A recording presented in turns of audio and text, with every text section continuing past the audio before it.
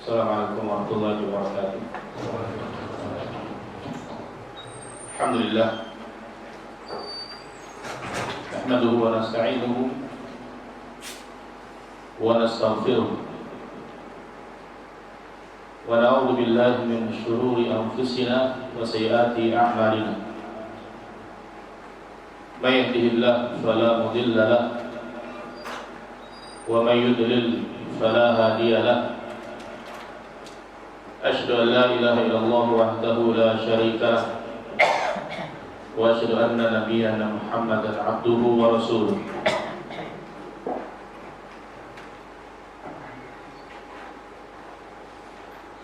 صلى الله عليه وعلى آله وأصحابه ومن استنى بسنته واهتدى بهديه إلى يوم القيامة. أما بعد, kita lanjutkan membaca dan penjelasan tentang Al-Arba'in An-Nawawiyah dari Imam Nawawi rahimahullah ta'ala. Dan malam ini kita bahas hadis ke-29.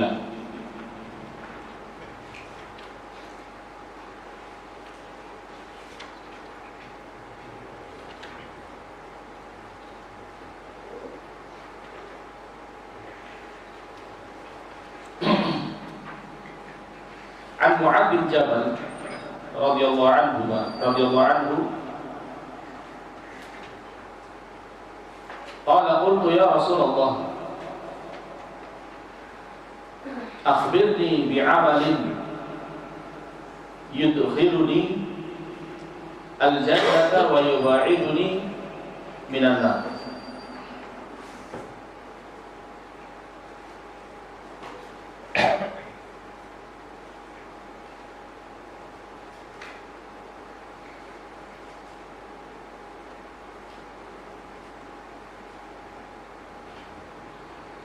Qala laqad sa'alta 'an 'adimin wa innahu la yasirun 'ala man yassarahu Allahu 'alayhi.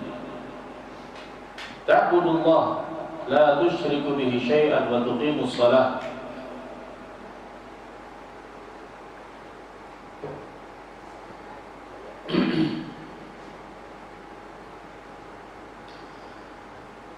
Wa tu'ti az-zakata wa tasuma Ramadan wa tahujjul bait. Thumma qala ala adulluka ala abwabil khair as-sawmu junnah was-sadaqatu tudfi'u al-khati'ah kama yudfi'u al-ma' an-nar wa salatu ar-rajuli fi jawfi al-layli thumma tala qawlahu ta'ala tatajafa junubuhum 'anil madaji'i hatta balagha qawlahu ya'malun. ثم قال ألا أخبرك برأس الأمر وعموده وذروة سنامه قلت بلى يا رسول الله قال رأس الأمر الإسلام وعمود الصلاة وذروة سنامه الجهاد فيه ثم قال ألا أخبرك بملاك ذلك كله قلت بلى يا رسول الله فأخذ بلسانه وقال كف عليك هذا قلت يا نبي الله وإنا لمؤاخذون بما نتكلم به فقال ثكلتك أمك يا معاذ وهل يكب الناس على النار على وجوههم وهل يكب الناس في النار على وجوههم أو قال على مناخرهم إلا حصائد ألسنتهم. Dari Mu'adz bin Jabal radhiyallahu anhu, dia berkata, aku berkata wahai Rasulullah,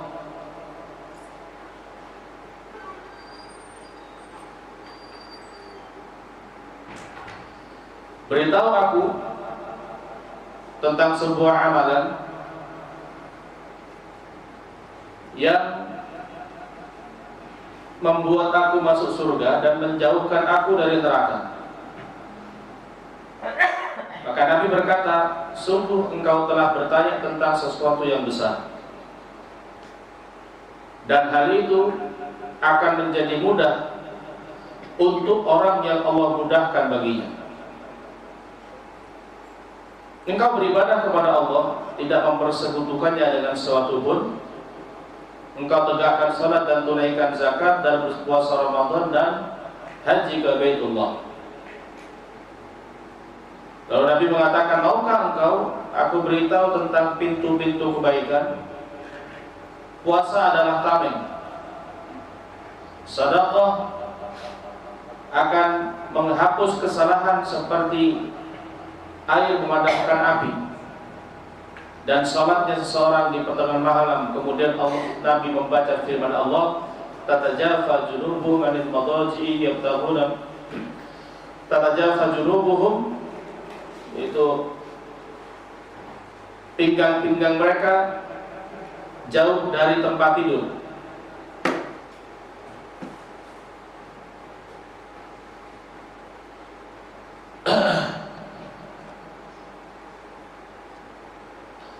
Sampai firman Allah, bima kanu ya'malun. Kemudian Nabi berkata, maukah engkau aku beritahu tentang pokok segala urusan, itu pokok agama dan tiangnya serta puncak tertingginya? Maka Mu'adz mengatakan iya. Maka Nabi mengatakan pokok agama adalah Islam, tiangnya adalah sholat, dan puncak tertingginya adalah jihad. Lalu kemudian Nabi mengatakan, maukah aku beritahu tentang sesuatu, itu mila kita dikakuli, tentang sesuatu yang bisa engkau jaga semua itu? Maka Nabi mengatakan, iya wahai Rasulullah. Maka Nabi pun kemudian memegang lidahnya dan berkata, jagalah ini. Maka aku bertanya, kata Mu'adz, wahai Nabi Allah, apakah kita ini akan mendapatkan resikil atau dosa atau hukuman dari apa yang kita ucapkan? Maka Nabi mengatakan, takilat ka ummu, ibumu kehilanganmu. Wahai Mu'adz, tidaklah ada yang membuat manusia, tidak ada sesuatu yang membuat manusia diseret atau dilemparkan wajahnya atau hidungnya diseret, dilemparkan ke neraka, kecuali hasil dari lisan mereka.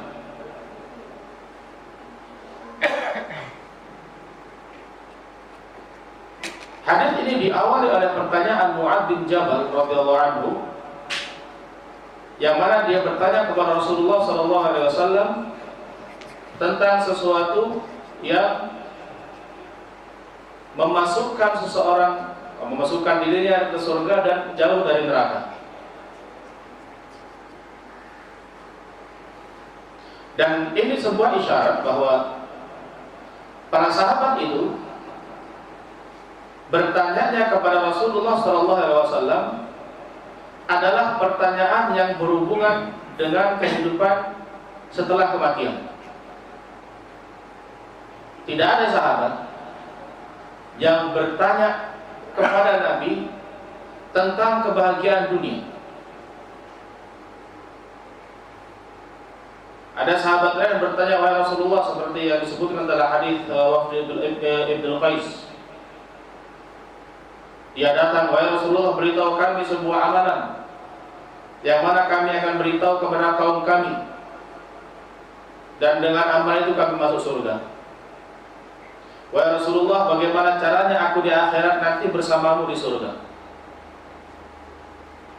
Pertanyaan-pertanyaan para sahabat kepada Rasulullah SAW semuanya tentang kehidupan di akhirat.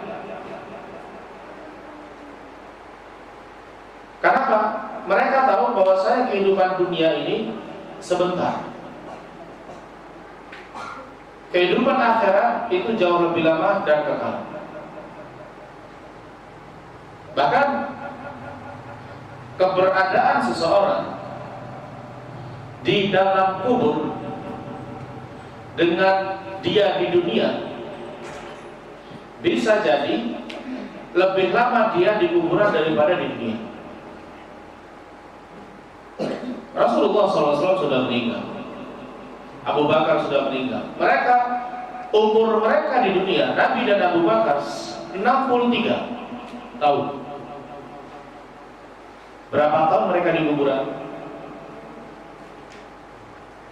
Nenek moyang kita, mungkin kakek-kakek kita meninggal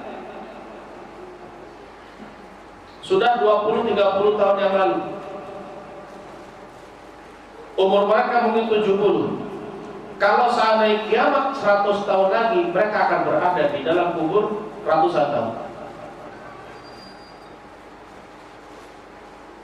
Jadi kalau kita bandingkan antara kehidupan kita di dunia dengan kehidupan kita di kuburan, lebih lama kita di kuburan dan kekekalan di akhirat. Makanya para sahabat tahu tentang hal ini, sehingga mereka tidak memperdulikan atau mereka tidak memperhatikan seberapa lama mereka di dunia dan bagaimana hidup di dunia dengan bahagia. Apalagi kalau seandainya seseorang yang sudah dia pikirkan adalah kenyamanan hidup di dunia, maka ketika orang memikirkan bagaimana nyaman hidup di dunia, sebesar itulah dia kehilangan atau ketinggalan kenyamanan hidup di akhirat. Memang kita hidup di dunia, tapi hidup di dunia ini sebagai sarana kita untuk mengejar kebahagiaan akhirat. Banyak orang lupa bahwa Allah memberikan kebahagiaan kepada seorang mukmin di akhirat, kebahagiaan yang nyata dan kekal. Tapi kebanyakan orang lupa sehingga mereka berpikir bagaimana nyaman di dunia, sehingga mereka lupa bagaimana nyaman di akhirat. Padahal kehidupan akhirat jauh lebih kekal. Inilah yang diketahui oleh para sahabat, maka mereka bertanya kepada Nabi dengan pertanyaan-pertanyaan yang mengisyaratkan bahwa yang mereka kejar itu adalah akhirat. Karena kehidupan dunia itu rendah.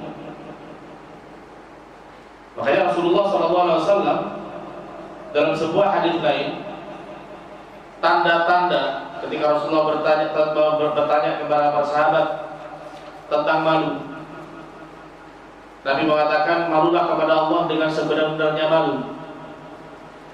Sebagian sahabat mengatakan, wahai Rasulullah, kami sudah malu kepada Allah. Bukan itu yang aku maksud. Malu kepada Allah itu adalah menjaga kepala dan isinya, menjaga perut dan isinya,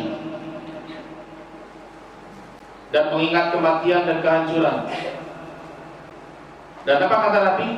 Tanda keempat dari orang malu kepada Allah dengan malu yang benar, wa man arada al-akhirah taraka zinatal hayatid dunya. Barang siapa yang ingin kehidupan akhirat, maka dia meninggalkan kenyamanan atau perhiasan kehidupan dunia. Jadi kita tidak dituntut untuk meninggalkan kehidupan dunia, ini nggak bisa.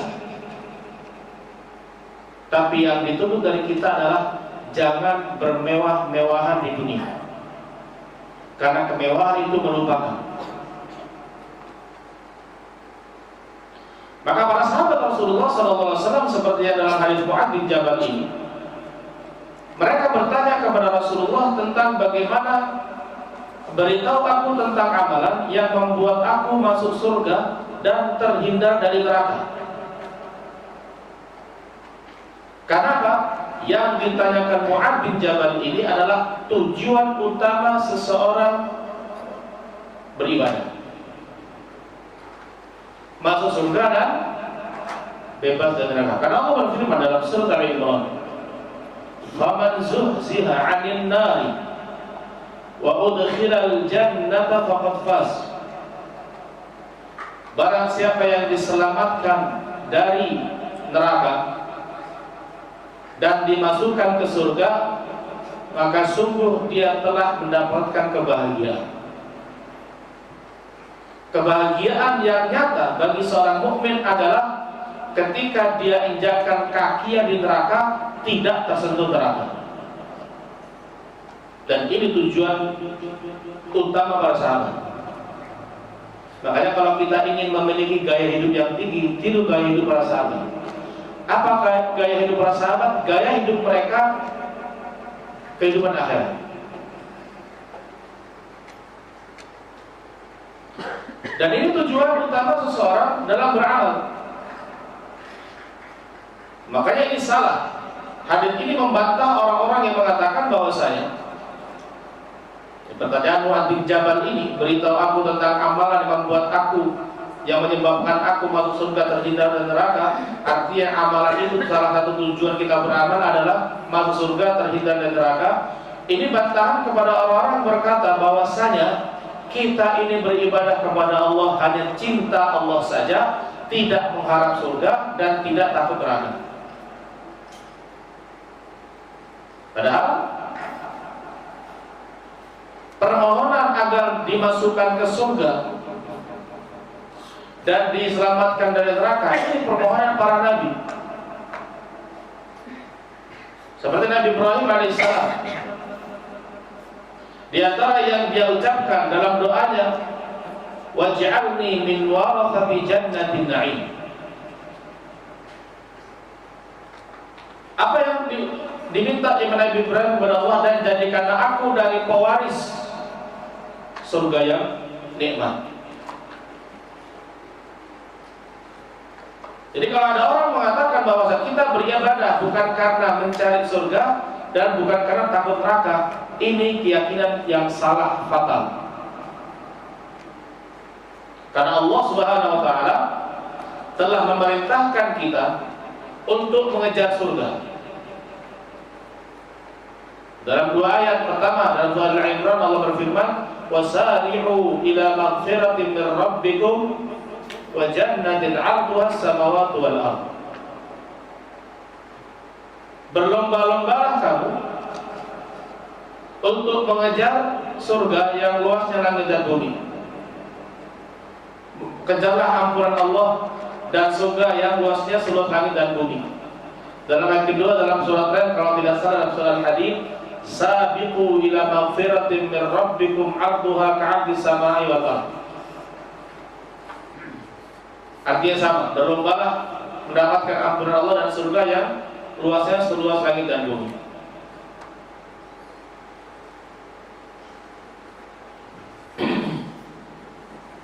Dan Rasulullah SAW mengatakan apa? Wa idza sa'altumullaha fas'alul firdaus. Dan bila kamu memohon kepada Allah, mintalah surga firdaus. Maka kalau seandainya seseorang itu dalam ibadahnya, dalam sholatnya, dalam puasanya, seluruh ibadahnya, di antara niat dia dalam beribadah agar Allah memberikan balasan, agar Allah memasukkan ke surga dan menyelamatkan dari neraka, justru ini adalah amalan-amalan yang menunjukkan keikhlasan. Kenapa? Tanda-tanda orang ikhlas itu adalah tujuan utamanya mendapatkan kehidupan akhirat. Bukan tidak ingin surga, bukan karena takut neraka. Jadi banyak ajaran di tengah masyarakat yang seolah-olah kalau dipahami secara sepintas itu baik. Kita ini beribadah kepada Allah hanya karena cinta kita kepada Allah. Bukan kita ingin masuk surga, bukan karena kita takut neraka. Kalau kita dengar sepintas memang bagus, tapi bertentangan dengan Al-Quran dan Sunnah Rasulullah SAW. Kenapa? Karena setiap manusia merupakan sesuatu yang lumrah dan fitrah. Manusia itu kalau berbuat sesuatu, beramal, mengerjakan sebuah perbuatan, salah satu dari tujuannya adalah mendapatkan faedah. mendapatkan balasan. Coba orang kerja di perusahaan, menjadi pegawai, lalu tidak digaji, apakah masih mau kerja orang? Orang kerja menjadi guru nggak digaji, tidak ada. Tujuan orang kerja di dunia ini mendapat upah, mendapat balasan dari pekerjaannya sehingga dia bisa menafkahi diri dan keluarganya. Itu dalam kehidupan dunia yang kita cari dunia. Namun ibadah yang mana itu perbuatan kita, amalan kita kepada Allah, tidak boleh tujuan dari ibadah itu dunia, tapi harus ditujukan akhirat. Sehingga apa? Kalau orang dari ibadahnya mengharap surga, ini wajar dan normal.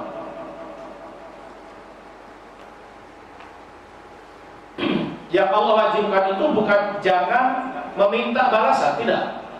Allah tidak pernah memerintahkan hamba-hambanya beribadahlah tanpa mengharap surga, tidak ada. Karena itu bertentangan dalam fitrah.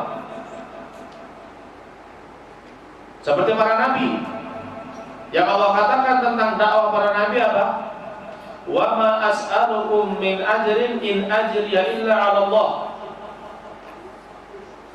Aku dalam dakwahku tidak mengambil upah, karena upah dan balasanku ada pada Allah. Ini para nabi. Sehingga kalau orang kemudian dia beribadah tidak mengharap surga, bukan karena takut neraka, ini sebuah pemahaman yang menyimpang dari ajaran Rasulullah SAW. Dan ini banyak ajaran-ajaran seperti ini, banyak pada thariqah-thariqah. Lalu Nabi kemudian mengatakan, ketika bertanya Mu'adz kepada Nabi pertanyaan seperti itu, Nabi mengatakan, laqad sa'alta 'an 'adzim. Sungguh engkau telah bertanya tentang sesuatu yang besar, wahai Mu'adz. Kenapa? Perkara ini sangat besar karena ini adalah tujuan utama seorang mukmin dalam kehidupan dunia untuk mendapatkan kebahagiaan akhirat. Ini tujuan pertanyaan kamu itu pertanyaan yang mulia. Karena ini tujuan utama orang beribadah.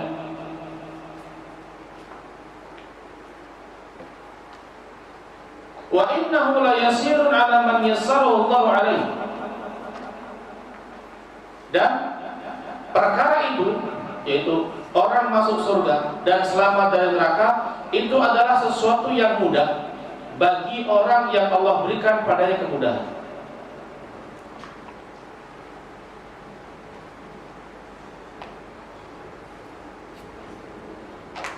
Ini syarat apa?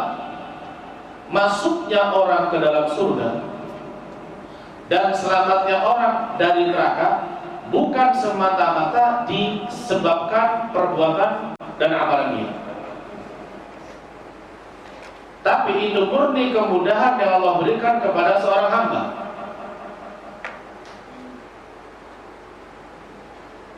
Makanya Allah katakan dalam ayat lain, Allah berfirman, fa amma man a'ta wattaqa wa saddaqa bil husna fasanuyassiruhu lil yusra. Fa amma man a'ta, siapa yang memberi dan bertakwa, wa saddaqa, dan percaya, membenarkan dengan surga, maka kami akan mudahkan dia untuk kemudahan. Sehingga semua amalan dan semua hasil dari amalan itu murni karunia dari Allah Subhanahu wa taala. Makanya Rasulullah SAW mengatakan kata-kata ini, perkara itu adalah sebuah kemudahan bagi orang yang Allah berikan padanya kemudahan dalam hal ini, sebelum Nabi mengucapkan atau memberitahu amalan-amalan apa saja yang membuat masuk surga, terdiri dari neraka. Karena apa? Tidak semua orang yang tahu ilmu tentang masuk neraka, masuk surga dan terhindar dari neraka tidak semua orang mendapatkan hal itu. Ingat, banyaknya ilmu bukan berarti orang itu punya hidayah. Ilmu yang sampai kepada seseorang belum tentu dia mendapat hidayah, karena hidayah itu dari Allah. Abu Jahal, Abu Lahab kurang apa? Dia ketemu langsung Nabi. Dia baca Al-Quran, dia dengar Quran dari bacaan Nabi. Tapi Allah tidak berikan padanya hidayah. An-Najasyi, seorang penguasa di Ethiopia zaman itu, hidup zaman Nabi, tidak pernah ketemu Nabi, tapi Allah berikan padanya hidayah. Sampai Nabi sholatkan dia ketika dia meninggal dengan sholat ghaib. Sehingga orang tidak boleh kemudian dia percaya diri bahwa dengan apa yang dia lakukan pasti masuk surga. Ini kepedean. Seorang seperti Umar saja, Umar bin Khattab radhiyallahu anhu, dia pernah berkata, kalau seandainya semua manusia itu masuk surga kecuali satu, yang aku takutkan satu itu adalah aku. Sebagian para ulama, bahkan seorang sahabat mengatakan, seandainya Allah menerima dariku satu sujud saja, dari banyaknya sujud dan sholat yang dilakukan, seandainya Allah menerima hanya satu saja, itu adalah sesuatu yang merupakan sesuatu yang nilainya lebih besar dari dunia dan dari isinya. Mereka tidak mau mereka yakin dan pasti masuk surga. Kenapa? Karena hal itu ketentuan dari Allah dan kemudahan dari Allah. Makanya dalam setiap usaha, seseorang dituntut untuk berusaha dan berdoa. Karena usaha tanpa doa bisa jadi ketika berhasil orang bangga. Ketika gagal dia kecewa dan putus asa. Makanya hadis yang pernah kita baca, apa kata Nabi? Ihris ala ma yanfa'u wasta'in billah. Apa kata Nabi? Berusahalah untuk mendapatkan sesuatu yang bermanfaat bagimu dan mintalah pertolongan kepada Allah. Karena tanpa pertolongan dari Allah kita tidak memiliki kekuatan untuk melakukan apapun.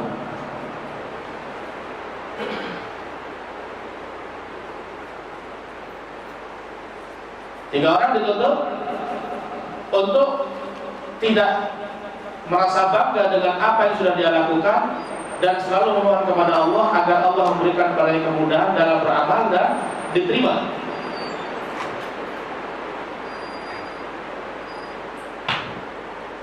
Lalu kemudian setelah Rasulullah SAW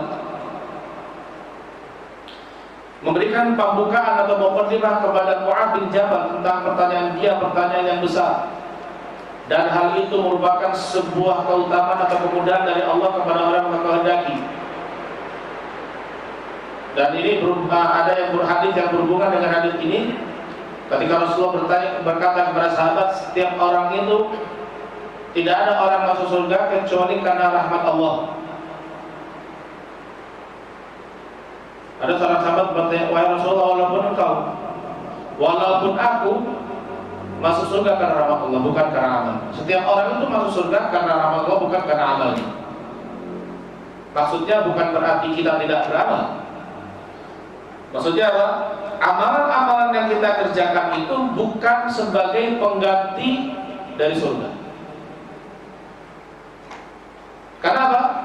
Kalau surga itu barteran dari amalan kita, itu tidak seimbang. Sebab apa? Ibadah-ibadah yang kita lakukan kalau dibandingkan dengan nikmat yang Allah berikan sangat timpang. Setiap detik kita mendapat nikmat Allah, tapi menit atau berapa jam yang kita pakai untuk zikir dan baca Al-Quran. Tapi nikmat Allah kepada kita itu tidak ternilai dan setiap detik datang. Contoh sederhana, nafas yang kita, udara yang kita hirup setiap saat. Kalau Allah tahan udara ini 5 menit saja, kuburan tidak muat. Itu baru nikmat apa? Udara. Belum nikmat yang lain. Karena kadang ketika nikmat Allah itu tidak ada pada kita satu saja, kita dalam kondisi kesulitan yang luar biasa. Apa contohnya? Jari kita ada 5. Kalau hilang satu tinggal 4. Coba bayangkan kalau jempol hilang. Mau masang kancing aja susah. Silahkan coba tanpa jempol masang kancing. Itu baru nikmat jari. Sehingga apa? Kalau ibadah-ibadah yang kita lakukan dinilai dengan nikmat-nikmat yang Allah berikan kepada kita, tidak akan seimbang. Akan tetapi kita terus beramal dan beribadah agar kita mendapatkan rahmat Allah, dan dengan rahmat Allah kepada kita itulah Allah akan masukkan kita ke dalam surga.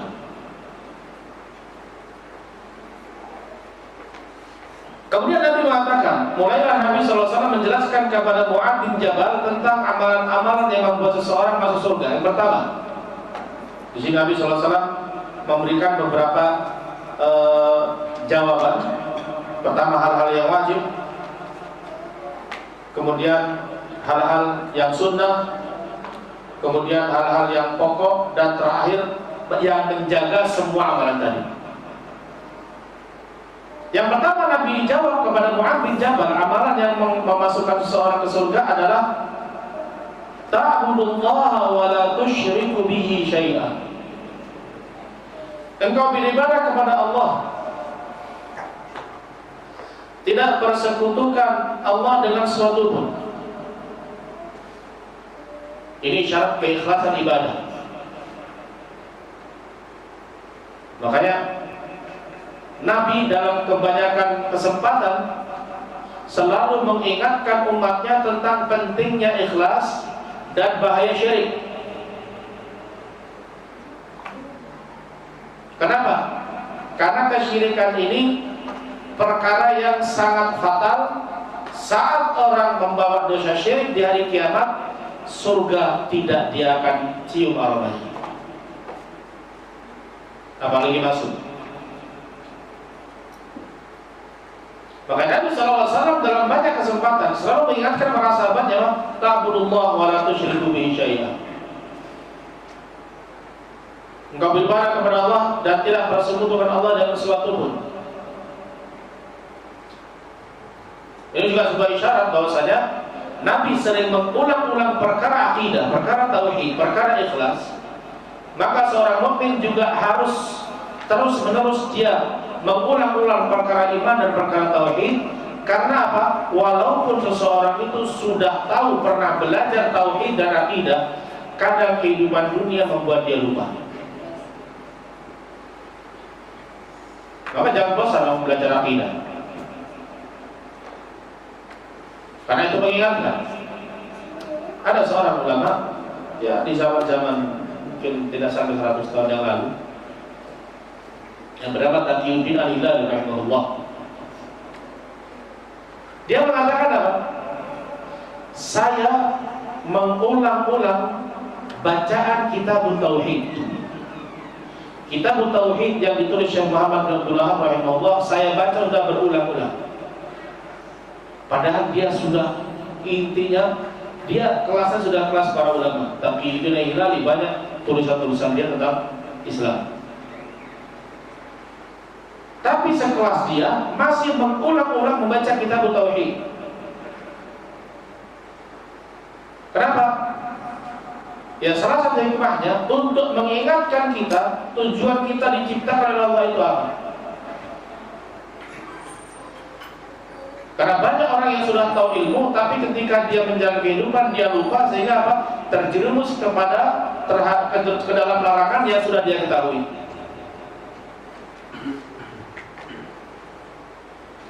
Itu yang pertama. Engkau beribadah kepada Allah, tidak bersekutu Allah dengan sesuatu pun, dan engkau tegakkan sholat. Yang dimaksud adalah sholat-sholat lima waktu yang wajib.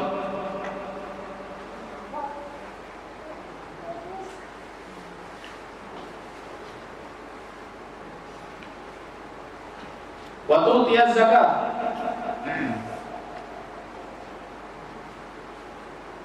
Dan engkau tunaikan zakat. Nah ini jawaban Nabi kepada Mu'adz bin Jabal. Yang pertama adalah tentang pelaksanaan rukun-rukun Islam.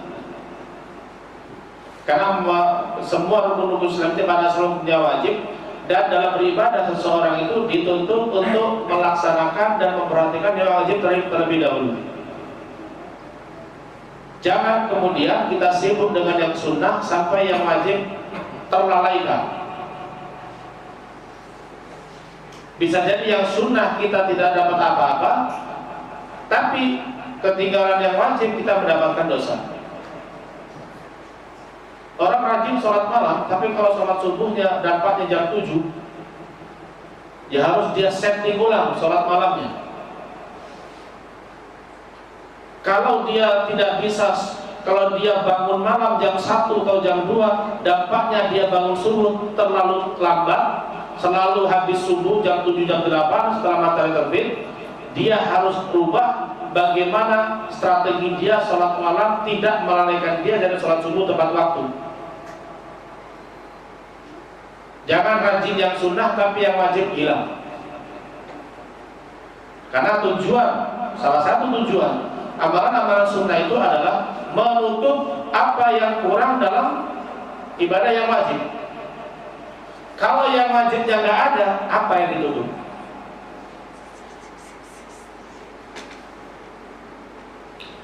Waktu dia zakat dan engkau tunaikan zakat. Dan ini dua ibadah yang sering disebut oleh Allah Subhanahu wa taala bersamaan. Aqimus sholata watuz zakat.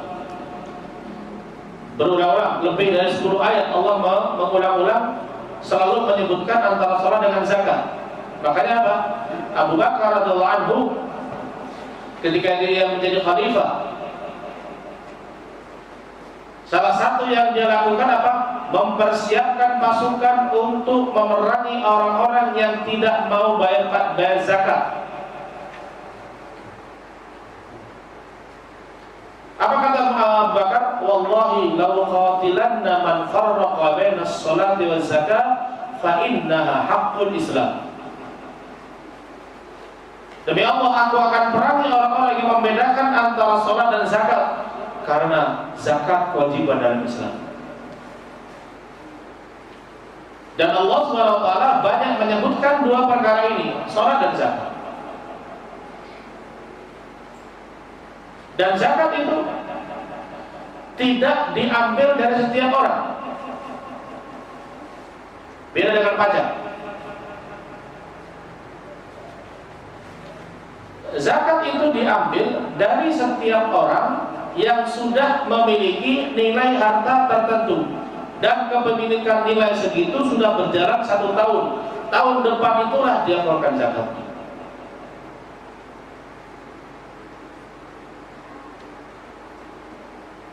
Bukan setiap bulan. Jadi tidak semua orang punya harta wajib zakat. Kalau nilai hartanya sudah mencapai yang disebut dengan nisab. Nisabnya 85 gram emas. Berapa harga nilai emas sekarang segera? 2,4. Kalau dikalikan 85 itu 170 juta ya, lebih. 100 sekian, 182 gram emas, sekian ratus juta. Artinya kalau seandainya kemudian orang belum mencapai nisab hartanya, dia tidak wajib zakat. Tapi dia disunahkan nanti ada yang kedua, yaitu sedekah. Tapi sebagian orang ada yang berani dengan alasan mengambil zakat, gaji karyawan dipotong 2,5% tapi tiap bulan. Ini salah, zalim. Kenapa zalim? Zakat itu setahun sekali dalam Islam, bukan sebulan sekali. Yang pertama. Yang kedua, zakat itu dari harta yang sudah diambil untuk kewajiban, yaitu sisa harta yang sudah dikeluarkan nafkah seseorang kepada keluarganya. Kalau orang kemudian gaji cuma 5 juta, dipotong tiap bulan 2,5%, itu bukan zakat. Kalau orang tidak ridho diambil 2,5%, itu merampas. Karena bisa jadi 2,5% itu besar buat dia, karena dia keluarganya banyak, dia punya anak 4, punya istri, punya rumah dan sebagainya. Oh, tapi gaji orang ini gajinya 20 juta, besar itu. Kalau ditumpus, jangan lihat nominal kita mengambil zakat dari orang. Zakat dalam Islam itu 2, mencapai nisab dan sudah berjalan setahun nisab itu. Orang gajinya 20 juta, setahun memang 240 juta. Tapi apakah 20 juta itu menumpuk sampai tahun depan 240 juta atau kepakai untuk nafkah? Kalau kepakai untuk nafkah, sisa yang dari 20 juta itu baru ditumpuk, disimpan, ketika sudah mencapai nisab baru tahun depannya dizakat. Bisa jadi orang gaji 20 juta, 30 juta, untuk nafkah keluarganya kurang.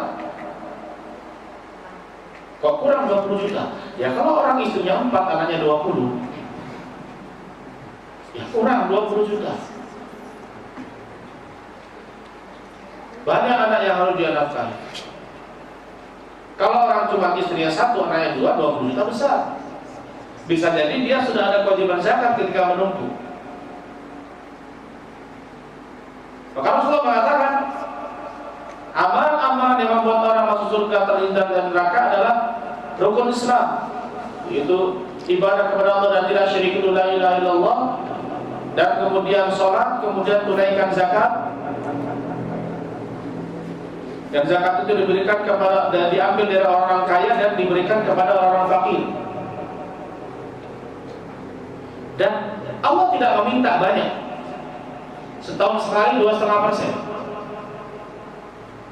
Taruh 200 juta. 2,5%-nya berapa? Tadi kan dibagi 40.